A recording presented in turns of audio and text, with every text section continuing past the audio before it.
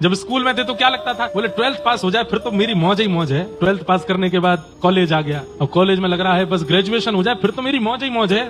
Graduation हो गई, अब जॉब लग जाए फिर तो मेरी मौज ही मौज है। जॉब लग गई, अब मेरी सैलरी तो बढ़े तब तो मौज आवे। सैलरी भी बढ़ने लगी, अब इस सैलरी को इकट्ठा करके घर खरीदना है फिर तो मेरी मौज है। घर खरीद लिया, एक सुंदर सी कन्या से ब्याह हो जाए फिर तो मेरी मौज है। ब्याह भी हो गया, ज्वालामुखी आई घर में। ब्याह के प्रथम वर्ष पत्नी चंद्रमुखी, दूसरे वर्ष सूर्यमुखी और फिर जीवन भर ज्वालामुखी। और पतिदेव हो जाते हैं अंतर्मुखी। तो बस एक पुत्र हो जाए घर में फिर तो मौज है।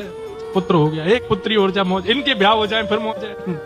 मौज करते करते करते सोचते सोचते एक दिन बेचारे खुद ही राम नाम सत्य है, गोविंद नाम सत्य है, गोपाल नाम सत्य है, मौज नहीं आई जीवन में। व्यक्ति ने हर दिन सोचा था कि इसके बाद मेरी जीवन में खुशी आएगी, आनंद आएगा, सुख आएगा, पर नहीं आता। वो जैसे ही उस स्थिति में पहुंच भी जाता है तो वहां जाते ही सामने दिखाई देता, ओहो एक ही लहर से लड़ा था, सामने तो सुनामी है, नहीं बच पाता कोई भी। तो फिर हम कर्म ही क्यों कर रहे हैं? जब दुख ही आना है तो, सुख मिलना नहीं तो फिर कर्म क्यों कर रहे हैं? इसका उत्तर देते हुए क्या कहते हैं, बोले सेयम भगवतो माया, ये भगवान की माया है। अगर व्यक्ति को एक क्रिया करने पर जो वो चाहता है वैसा सुख मिल गया तो वो पुनः परिश्रम करके और आगे नहीं बढ़ेगा, वहीं रुक जाएगा, वहीं स्थिर हो जाएगा। और वहीं स्थिर हो जाएगा तो संसार कैसे चलेगा, तो सुख आएगा कैसे? हम लोग क्या सोचते हैं कि बहुत सामग्री इकट्ठा करने से, बहुत कुछ जीवन में लेने से, बहुत उपलब्धियां प्राप्त करने से, बहुत संपर्क बना लेने से शायद जीवन में सुख आता है। नहीं, जितने अकेले हो उतने खुश हो, उतने प्रसन्न हो।